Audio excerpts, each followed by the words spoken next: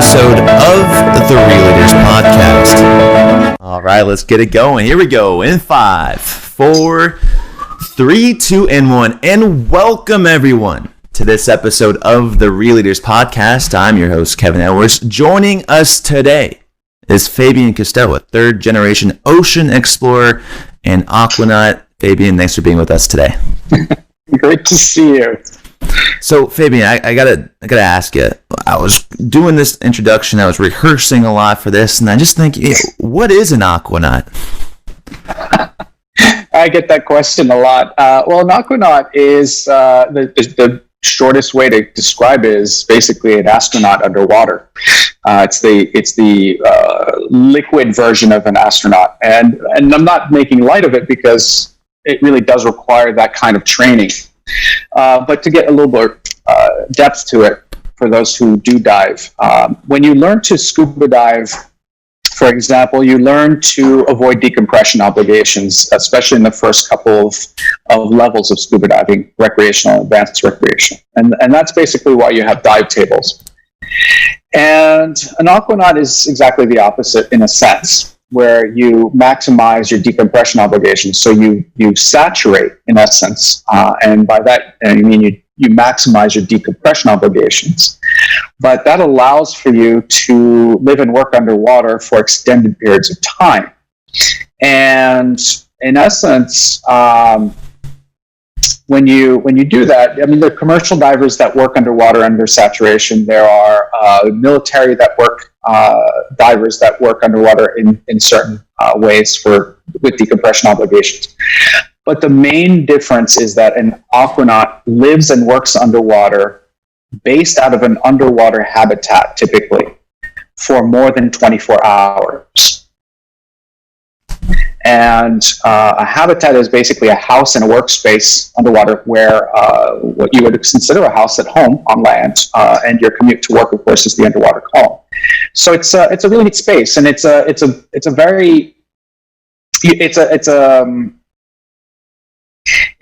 an acquired taste, or it's one that you've always yearned to do. I mean, you know, certain people can and want to become astronauts, and certain people can and want to become aquanauts. And for folks listening to this on audio, Fabian's got a nice underwater sea background on a Zoom background now. And Fabian, so I gotta ask you, have you always wanted to live under the water? I always wanted to live underwater. Here's actually a picture for you. That's an underwater habitat right there.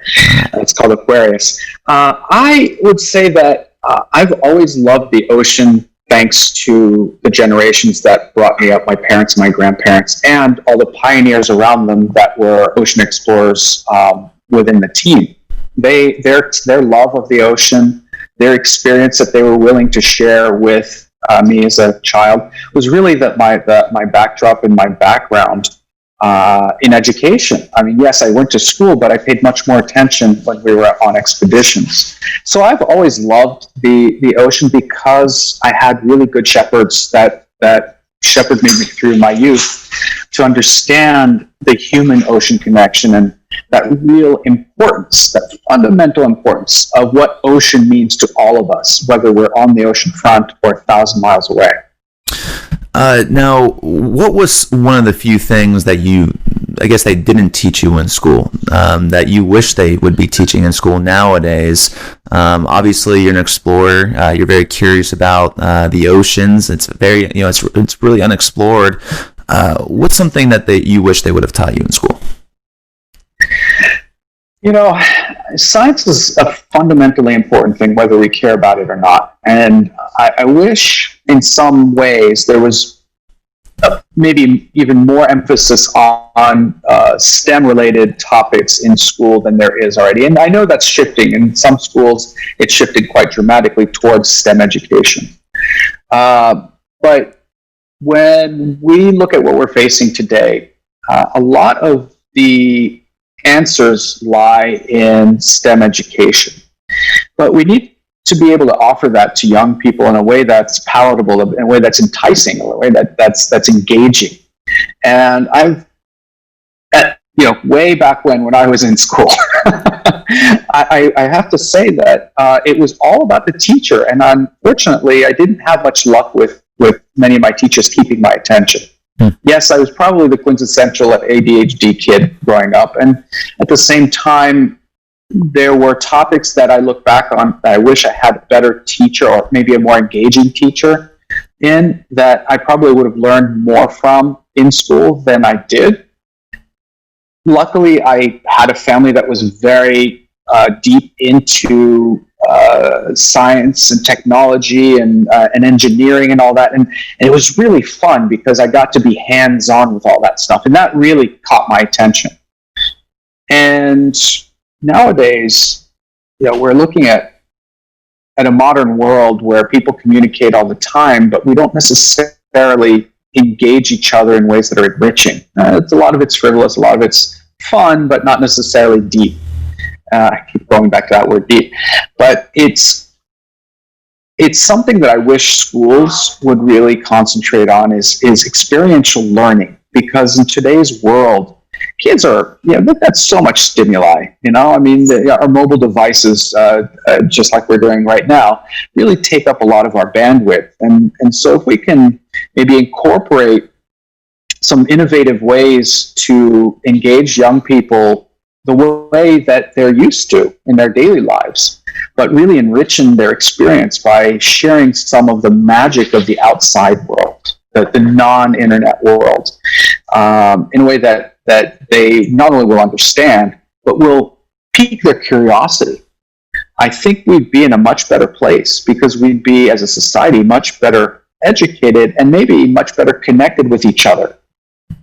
Now, Fabian, you grew up in a family, obviously, where you were exposed to ocean exploration at an early age. Just the ocean in general, being around the ocean at an early age. Is this something that you could have escaped? What was it like growing up in this family household? It's a great question. People assume that I was pressured into doing the quote-unquote family business. And it was actually quite the opposite. I remember growing up that we were encouraged to actually explore outside of what the family does and see what really is our passion. But just like most people, when you're exposed to something that your parents do, that your grandparents do, you have an appreciation for it typically. And whether you do it or not, in the long term, you're much better versed in that world. For me, being the rebellious teenager and everything else, I did go out and I took them up on their offer to look at other things. So in college, I studied environmental economics. It was kind of bridging that gap between what we were doing and what the rest of the world is based on, which is the fundamentals of economics. And it was a good building block and a good way to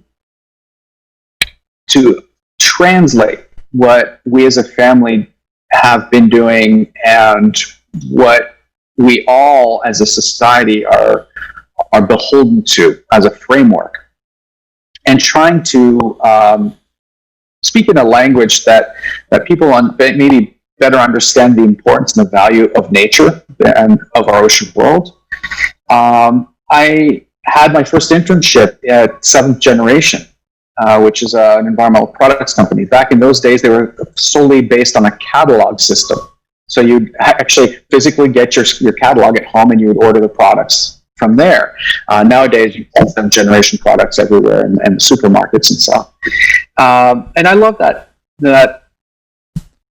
branching out, that kind of experience. But it wasn't getting me. It wasn't really getting me. So I jumped over and helped my friend out in the interior design world. We were selling high-end fabrics to designers and architects and things like that. And again, it was another building block, but didn't catch my attention. And I went on from there, and eventually, within a few years, I turned around and said, what am I doing? I really love what my family's doing. I really love ocean exploration. And I've been on expeditions since I was 7. I've been scuba diving since I was 4. And those things were things that really sang to my heart and to my passion. And if I were not to be an archaeologist, which was my other passion, I'd be scuba diving and exploring the world. And that's what I ended up taking up. And I got to tell you, For those out there who think, hey, oh yeah, that was easier, Cousteau, family business and all. Working with family, for those who've worked with family, understand it's not easy. And for us, my grandfather was a very innovative, very out of the box thinker, but he was also very tough. You were going to work just like every other crew member up the totem pole, so to speak. And I started scrubbing the barnacles off the hull of Calypso for my summer work. And that went into taking the rust off the engine parts, and then eventually doing the graveyard shift on the helm, and so on and so forth. And finally, I got to be a scuba diver on the dive team. And so that was a few years of work, but it gave me a huge appreciation for what teamwork is, for what a small community is on a ship, and how each one fills in the gaps where others may need help. And it really was a feeling of camaraderie and enrichment, and society in a way that's a closed loop system where we're all self-reliant on each other, helping each other out. And that to me was probably the best experience, and gave me even more of a passion for what we do.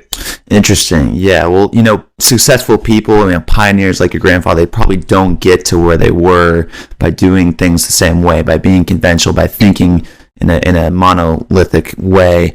Now, what are some of the things that maybe your grandfather, your father, your family instilled in you that you now try to translate into your art, your exploration, your own family? I like how you say art. There goes my daughter. No, you stay over there, please. Good timing. Yeah, exactly. That's a great question. Nowadays, I take away, and one of the fundamental rules is, if you say that's not my job, you're off the team. There's no place for that. We work in very remote locations, very risky locations, a lot of times unknown locations under extraneous circumstances. So people who work in this field need to help each other out. I'm just as much the baggage handler as I am the bus driver, as I am the team leader. And I wouldn't do anything that I wouldn't expect others to do. So, or vice versa. I wouldn't ask anyone to do something that I wouldn't be willing to do myself. And I think that spirit of camaraderie, that spirit of helping each other out, is sorely needed in today's world. And it's what really makes success. And that's why we've been able to do what we've done under some of the most difficult circumstances. That work ethic, that feeling of teamwork is probably some of the best gifts that I was given growing up. Now, when you're working in a pressure-filled environment, you're exploring the unknown. You don't know what's going to come next.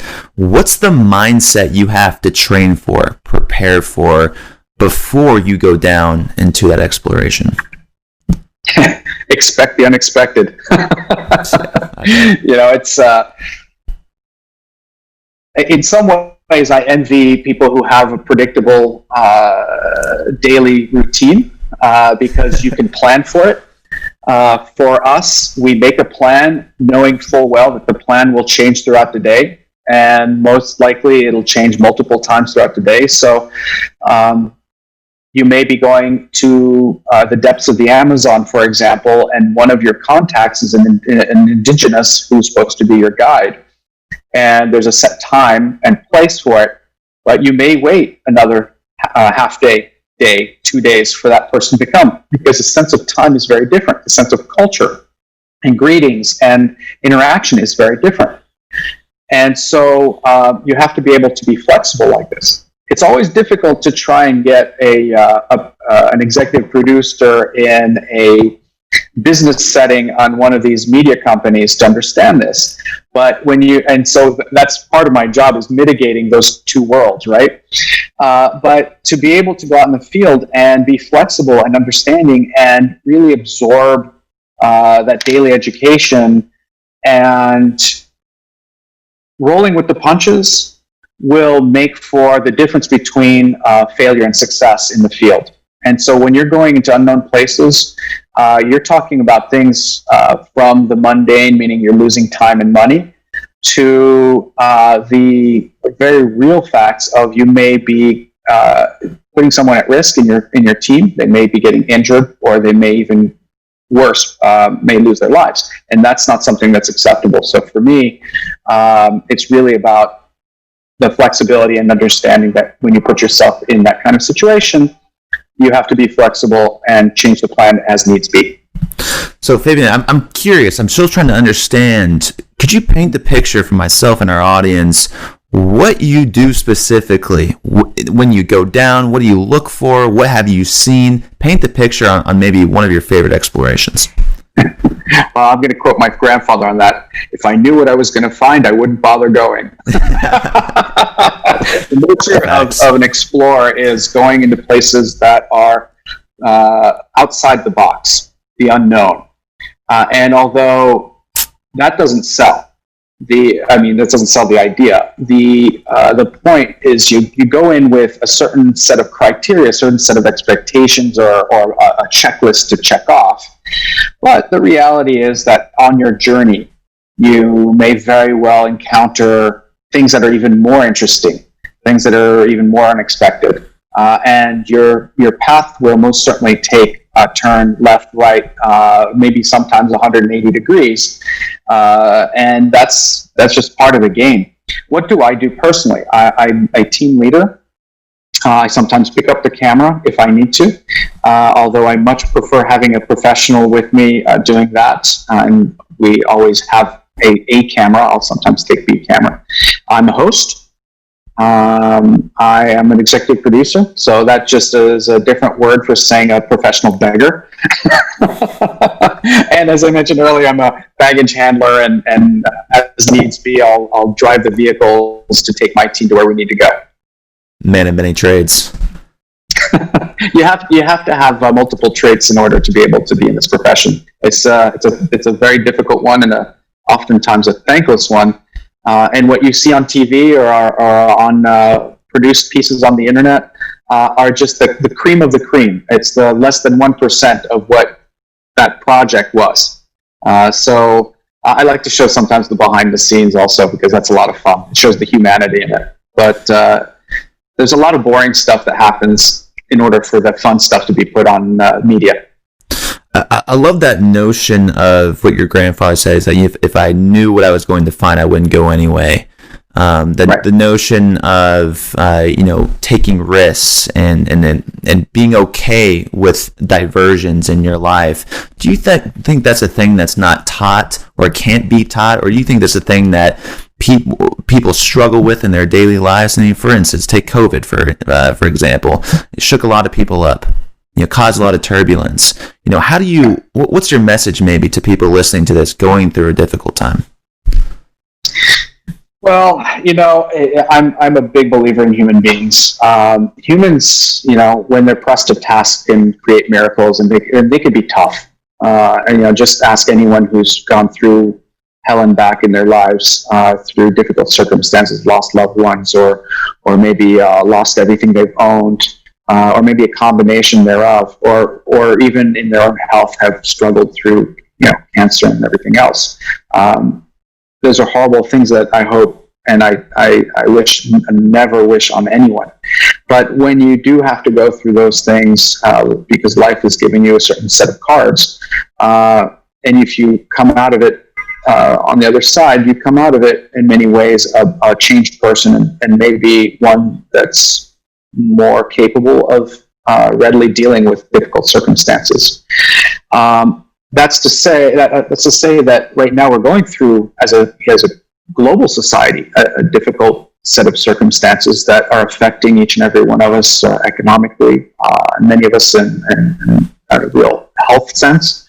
I know most of us probably know someone that's already been affected or has died from COVID, from the pandemic. And that's a horrible thing.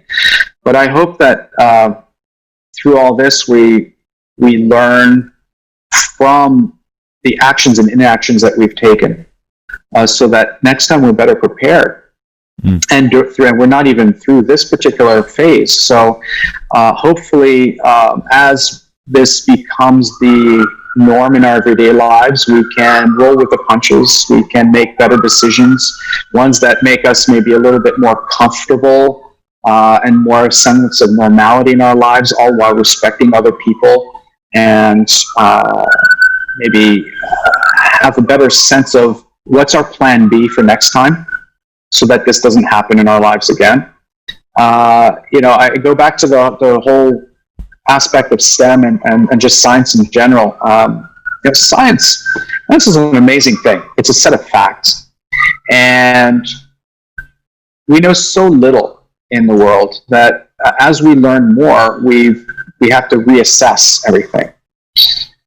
So science doesn't care about where we stand politically, where we stand economically, where we stand physically, geographically speaking. And that's something that is very interesting and something we can count on and something we need to be aware of.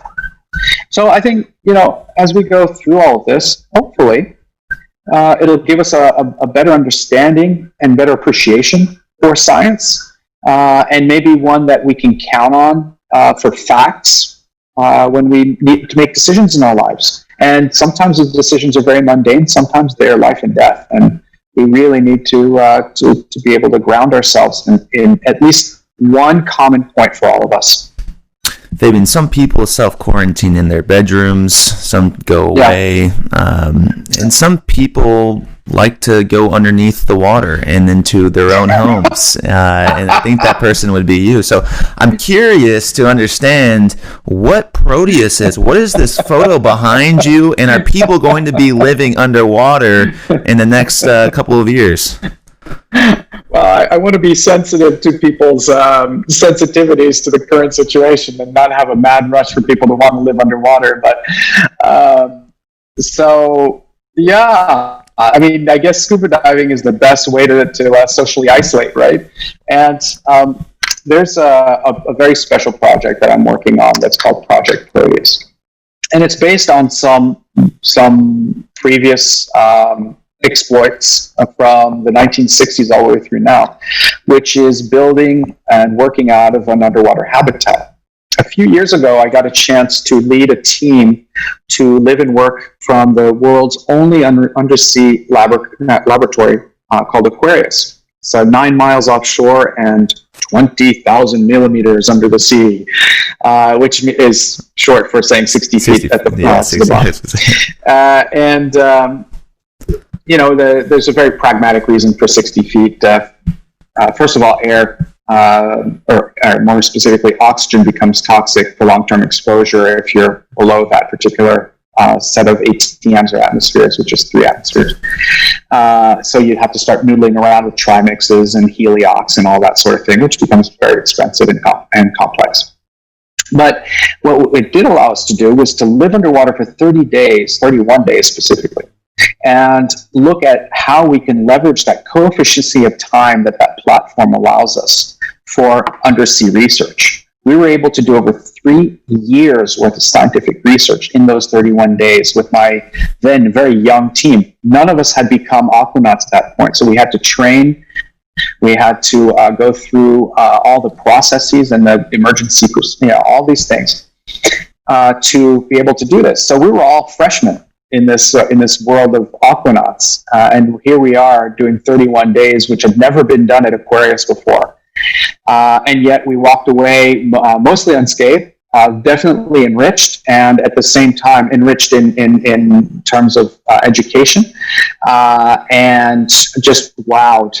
Not only at the amount of science that we were able to do, but also at the experience itself, being able to reach over 100,000 people, getting 3.4 billion impressions, so on and so forth. But most specifically, connecting with 100,000 students live from the bottom of the sea throughout those 31 days, and to be able to show them the amazing critters, the human-ocean connection with why is it that every other breath that we take is generated by the ocean?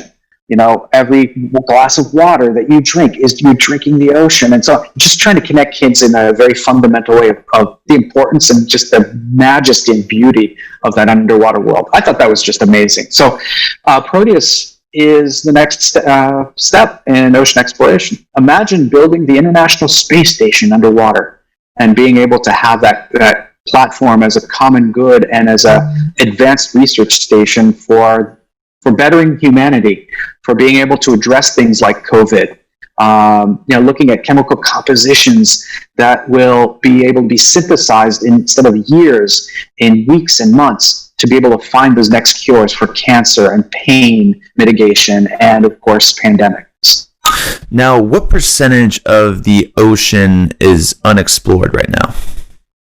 So if you look at the ocean as a living space, all 3.5 billion cubic kilometers of volume, that's 99% of a living space. I know that in school we talk about 72% of the Earth's surface, but we're not thinking about the third dimension, right? So think about a living space in three dimensions. Our Earth part is this little veneer. The ocean is an amazing place. Yeah, it's so awesome. And we've explored less than 5% of our ocean world to this day. So there's a lot left to explore. And there's a lot of mapping going on and everything else, but there's so much out there that we as human beings need to go and do, including sending out ROVs and AUVs and submersibles, but us as human beings going out as aquanauts and scuba divers to really experience and bring back that knowledge, not only the biochem, but engineering and just going out there as a marine biologist or even an astronaut to train underwater. I mean, there's so much there that we still need to leverage to be able to not only benefit ourselves in the short term, but also make better decisions in the long term. Aquanauts, astronauts, nauts comes from the Latin word sail, space sailor, now you're water sailor. Now, I'm curious because it seems to me like a lot of people are almost hypnotized by the Mars exploration. But it was really odd for me from hearing from my parents how crazy and how cool the moon shot was with Kennedy in office. We're going to go to the moon, and we put the first man on the moon. Haven't been back since, but put the first man on the moon. It was big news. And then here we have SpaceX. You have video cameras inside the rocket, right? And you go up, and a fascinating feat. Yeah, it seemed like almost no one really cared about it. Do you think people have changed in terms of exploration and what excites them, and why do you think that is? Well, all you have to do is read a couple of books on exploration, and it gets your curiosity. It goes back to the fundamentals of what makes us human beings, right? Emotions and stories that we tell each other to really kind of just share. Exploration in general is really exciting. Some people may think, "Oh, I'm glad I'm not doing that. That's crazy." Some people may aspire to do that because it's just so thrilling sounding. Many people may say, "Wow, that's really cool, and I'm glad I'm experiencing this virtually by these people who are doing these things." As we look forward into us as a society, the global society, as a species, we become very philosophical. We become very curious about what our evolutionary next step is. And it's only normal to look at space and inner space, meaning ocean, as far as where we go from here, both physically and physiologically. And psychologically. Do we evolve and become more wise by sitting back in a lounger? Probably not. By pushing the boundaries and going into the unknown and experiencing these new things, by learning from new parameters, new physical and psychological parameters that have been breached, we can learn more about ourselves. We can learn more about our trajectory in life. And, that said, not everyone's going to live under the sea in an underwater habitat. And certainly very few people are going to be living in colonies on Mars and Europa and such, at least in the foreseeable future. But the idea of it is really exciting. the idea of pushing the limits, of using new technologies to go beyond what we've been capable of, is what drives space exploration, is what drives inner space exploration, ocean exploration, is what drives new ways to dive into our brains. And for me, that's really exciting. It gives us a sense of purpose. It gives us a sense of it gives us the fuel in the tank of emotions to turn the page and to read what's next. Right? The curiosity. What's out there? Is there any life? And then what's down there? And I think the fascinating for me, I interviewed a guy that worked at NASA for a while, and he was talking about the spin-offs that come from these moon shots, these, I guess it'd be these C4 shots, I guess, if you will. What technology has come from these big ideas, the unknown, things like that? Has there been any new technology, Fabian, that you have come across or that has been built because of the moonshot approach? Yeah, every time we explore somewhere, we have to be very versatile in finding a way to create tools to either analyze something or to take that next fin step. Because we, as physical beings, are fairly fragile and fairly limited. But we, as psychological beings, have unlimited imagination if we let ourselves. And that allows for us to create new things, new solutions, new technologies, and so on and so forth. So, when the 1960s came and we did that first moon landing, that really was an amazing step forward in technology at that point.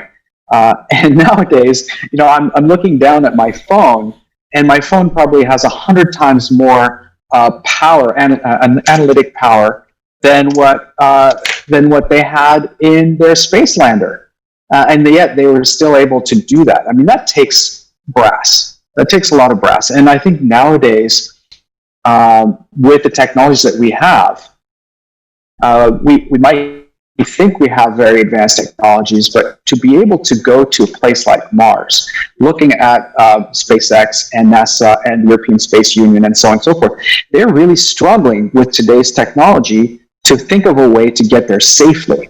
But if you look at their future projects and other people's future projects, the creativity in the new technologies with the solar sails and so on and so forth really bring about a lot of interesting mojo to say, you know what? We are going to make it out there. We are going to be able to colonize these places because of the human spirit. And it's the same thing in the ocean. Although we're a little bit behind in terms of some of the technologies, a lot of the technologies developed today are in symbiotic relationship with space technology. And that's really exciting because, I'm looking at, for example, a few years ago, we used a small piece of kit called the Edgertronic camera. And it essentially was a $5,000 piece of technology that you can buy off the shelf today that shot up to 20,000 frames a second. Just a year prior to that, that same camera technology for the professionals cost over $280,000 to buy. And so, not only is it an exercise in miniaturization, it's also an exercise in affordability and being able to be efficient about doing and exploring technologies to offer this to those who need it. For us, it was about biomimicry. It was looking at what the naked eye can't see in a blink of an eye. And so if you can shoot an animal's behavior that you can't see with the naked eye, but you can see with that biomimicry, you can then analyze that motion, the mechanics of that motion, and use that and duplicate that in technologies that we need for inner space and space exploration. It sounds very similar to an organization called Singularity University, and they talk a lot about Moore's Law. that technology is going to either double in efficiency or half its costs in like 2 years or whatever cycle it's on. Now, the business case that they present is the world's greatest challenges, the world's greatest problems are also the world's greatest business opportunities. What is the economic value for business owners, funders, people with large sources of capital to invest in the oceans? I mean, we see an ocean exploration, ocean living, we see sea levels rising, but if we're able to build homes and highways and communities underwater, I mean, that solves that problem, that thinking. If we're people of tools, what is the business case right now for investing in ocean exploration? That's a great question, and one that's not asked often enough. Ray Dalio has a quote, as a matter of fact, from OceanX, saying that there's a lot more value in ocean exploration than space exploration. I forgot the exact quote, but essentially, he's putting his money into ocean exploration. And whether it's for going out there and looking at the resources that the ocean can provide us, preferably in a sustainable way, actually, mandatorily in a sustainable way these days. Whether it's energy, look at OTEC, ocean thermal energy, for example. Theoretically, there's enough energy in the ocean through ocean thermal energy to provide us with 9 times today's energy needs, globally speaking. Now, that's a bit of a fallacy in the sense that there's an efficiency coefficient, and OTEC is not a panacea, just like many of the other technologies are not either. But to be able to integrate in a global energy system, OTEC and wave action and salinity energy generation and thermal energy generation, and then solar and wind and so on and so forth, we can have a very robust energy grid, globally speaking, and locally speaking, that will provide us with more energy than we'll ever need, all while having backup systems and being, if done properly, in balance with nature, so that we don't have any more of a negative impact. And that's just energy. Now imagine all I mentioned biochem earlier. Imagine all the things that we can extract and synthesize so that we don't have an impact on the ocean. Look at what we've done so far today in biochem with the ocean. A deep water sponge has a chemical composition that's now being used in targeted leukemia treatments for cancer. In pain mitigation, we've extracted the chemical composition from the most venomous animal on the planet, which is a cone snail, which is an ocean animal. And we've been able to synthesize it, and it's 1,000 times more efficient and more potent than morphine without any of the side effects. And that just got sold on the market for $38 million by Biochem. Wow. The answers keep rolling off my tongue, but and that's in the context of the fact that we explored less than 5% of our ocean world to date. That's not including all the microcosmic aspects of studies that we haven't done yet. Now, put together with that all the things that we're facing today. You mentioned climate change. By being able to have a real finger on the pulse of our ocean, we can stand to start becoming proactive in our decision making on land when we're talking about violent storms and so on. So rather than being reactive, right now we're being reactive, which unfortunately costs us a huge amount of loss, both economically and in human lives, because of the fact that we don't have the tools and the information necessary in the time necessary to prevent the problem, right? So when a hurricane comes through, we have a day or two or a couple days, maybe a week, to prepare people for the impending problem. Imagine if we had weeks, maybe even months to prepare. How many lives we could save, how much we could mitigate the issue and save huge amounts economically, both on a government level and as well on a household level. I mean, the list goes on and on and on as to why we should invest in ocean exploration, why we should invest in ocean technology. So your message now to people listening to this that are inspired like I am and like mine's racing right now, what's your message? Why should they be curious about space or underwater exploration? Well, at the end of the day, ocean is life. No ocean, no life. No healthy ocean, no healthy future. And we are all beholden to the ocean, whether we like the ocean or not, whether we think of the ocean as a vacation spot or as the essence of every other breath that we take and every glass of water that we drink.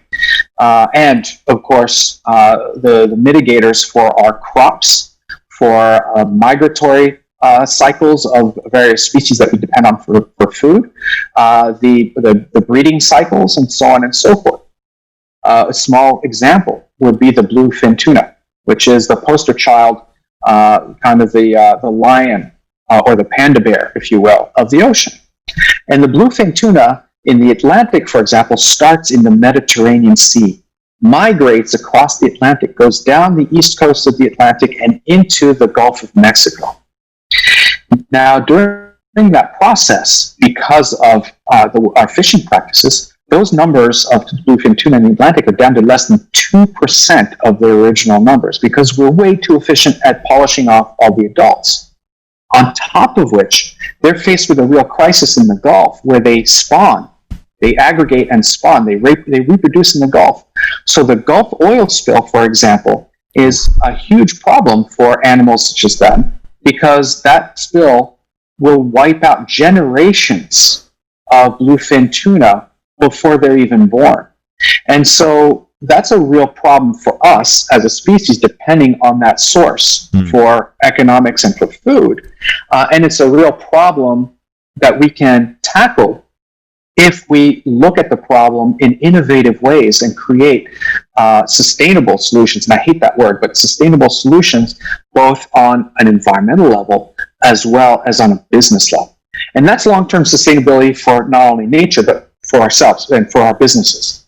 I'm a big proponent of encouraging CEOs who have children of their own to make better decisions for the long-term profitability of their business and for their shareholders and for the balance of their decision-making process with nature. Because at the end of the day, nature doesn't care about us, but we should be caring about nature because it's our life support system. And the ocean is the very epicenter of all of this. Two things. My first question is this. What rubs you the wrong way about the word sustainable? Well, I think sustainable is being overused a little bit like back in the early days of ecotourism. People used ecotourism, and as a philosophy, it's a great idea. But unfortunately, it's been bastardized by people who may have less than the ideal way of approaching it. And they use it as a marketing tool rather than a real fundamental philosophy. And so sustainability has also had a bit of a checkered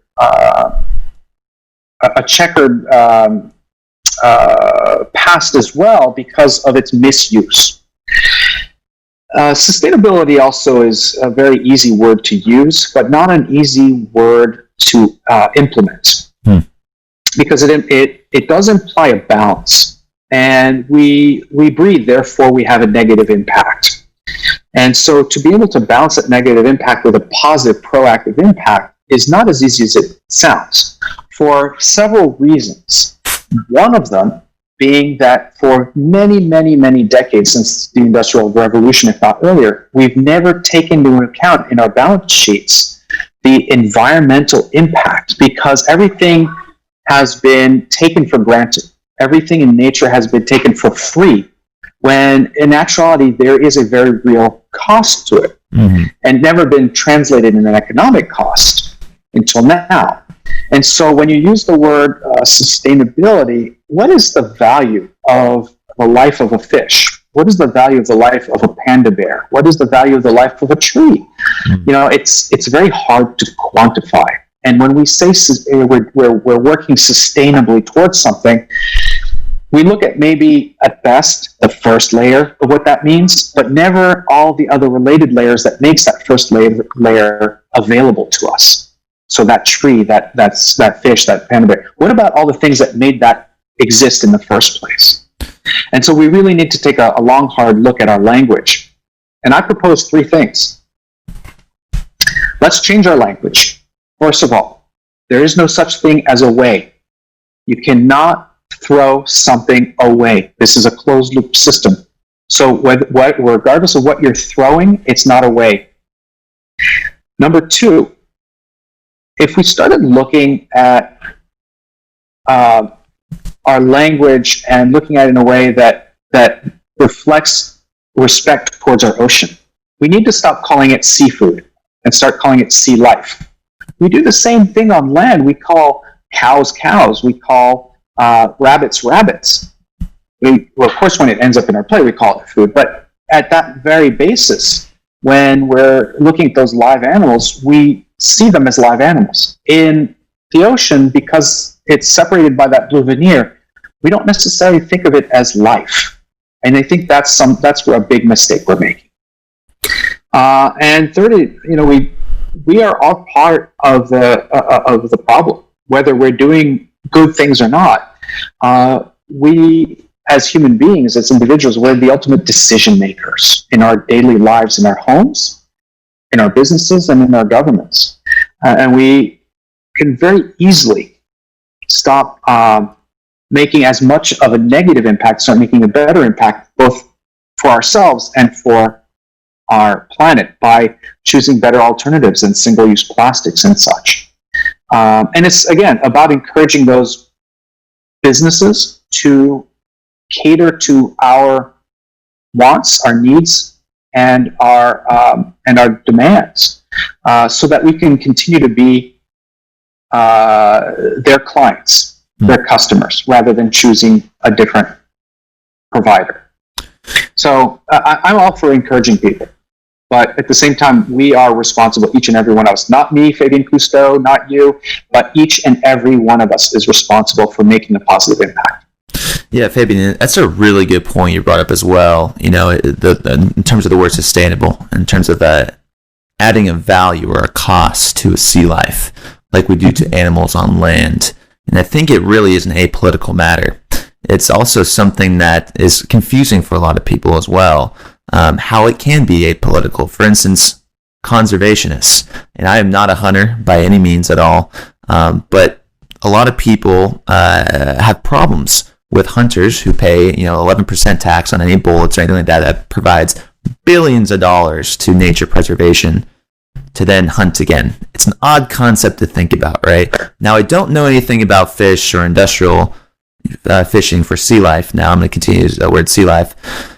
But do people, I feel like people are just raping the oceans right now. Is there a tax or is there a business case that we can implement like conservationists, like hunting, like wildlife, and treat it in the same way that we can preserve these oceans to then hunt again and thus grow the populations? That is an excellent question. And unfortunately, the ocean has always been taken advantage of. It's the Wild West in many ways. Right. People see it as this endless resource for way too many decades. We've fished out over 60% of our world's wild fish stocks. We are down to less than 10% of our pelagics, meaning sharks and billfish and things like that, and tuna. We're on the cusp of a major extinction, the sixth extinction, as it's called, for the first time ever, by one species, ourselves. But we're smart enough to know this. Are we wise enough to make the proper decisions? If you look at the biomass on the planet, 95% of the planet's biomass is now represented by human beings and domesticated animals. That's how much we've changed the landscape of our planet. And so the wild animals that are left are very few and far between. So I'm not at all against hunting in a way that is respectful to the environment, if it's done in a proper way with regard to the animals that you're allowed to do that with, deer, things like that. I personally am not a hunter. I'm not a fisherman. I'm a terrible fisherman. But if you're doing it for food, I get it. But if you're doing it for sport, it does have something that bothers me a little bit to it. I won't judge on that, but I understand it. I don't agree with it, but I understand it. But more importantly than any of this, it's about managing our resources in a way that's not only respectful to the resources themselves, meaning the flora and fauna of the planet, but to our future. And for that, we need to look at it in very basic terms as a natural resource bank account. And that bank account is going bankrupt. And so we need to not only protect what's left, but reinvest in that capital so that we can live off the interest that it bears rather than eating away what's left of the capital. Because at the end of the day, we can't afford to go bankrupt because no one's going to bail us out. And so really, it's all about us. It's about our future and our survival as a species. So leadership now, what decisions are you going to make today that are going to impact tomorrow? That's something that's kind of been a theme of the last few examples you provided. What is the leadership needed to preserve the biomass in the oceans, to explore what we don't know? What is leadership needed in today's day and age to make that happen? I think leadership in the ocean is representative of the definition of leadership in general, which is something that encompasses within a person taking initiative that leads with integrity and example, that dares to dream, that sometimes takes a stance or makes a decision on behalf of the betterment and in the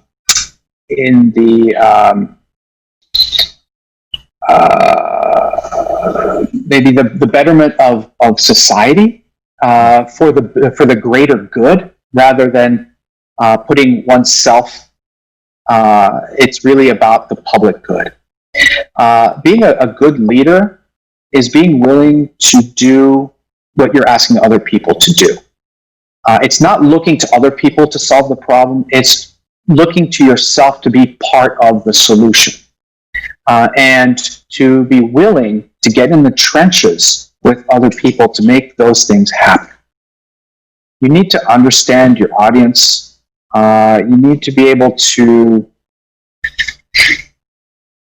seek to empower people, seek to make them part of that solution rather than blaming others, because we're never going to get out of this mess if we do.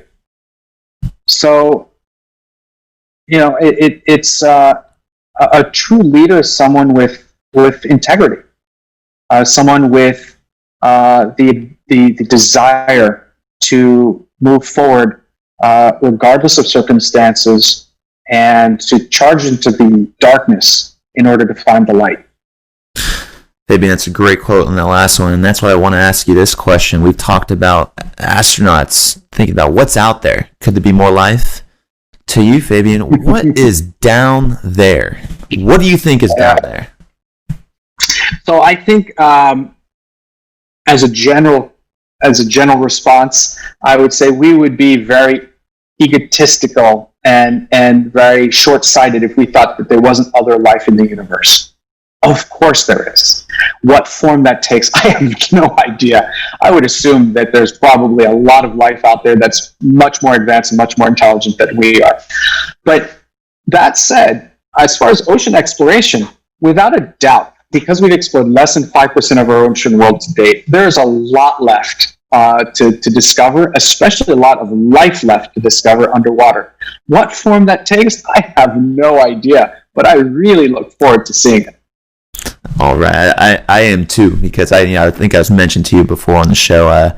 I just picked up surfing. I'm trying to get my friends to come out, but they won't go out because they're afraid about what's out there right now. So God bless you, and God bless everyone that is exploring the oceans. I think that's a fascinating feat.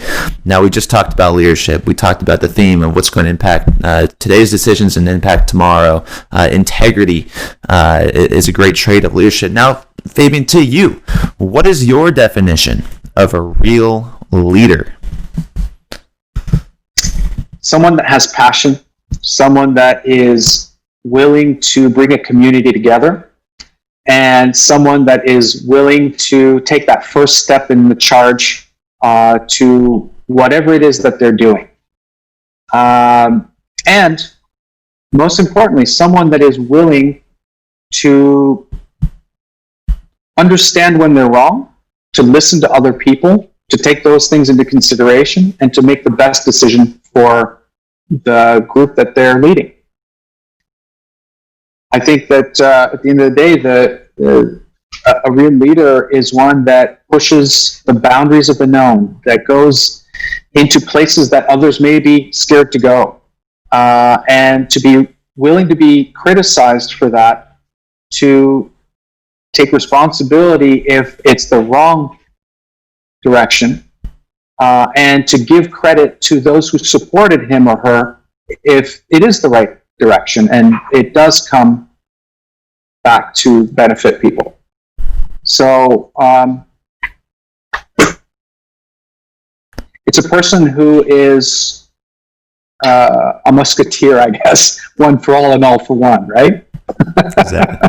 Bold, Fabian. Hey, we appreciate you coming on the Real Leaders podcast. It was a pleasure getting to know you a little bit today and getting to know a lot about the underwater exploration, the ocean exploration that I hope our audience can enjoy and be inspired by and hopefully pay more attention to, and that's sea life. So, Fabian, just appreciate you coming on the Real Leaders podcast. For Fabian Cousteau, I'm Kevin Edwards, asking you to go out there, push boundaries of the known, and always, folks, make your children proud.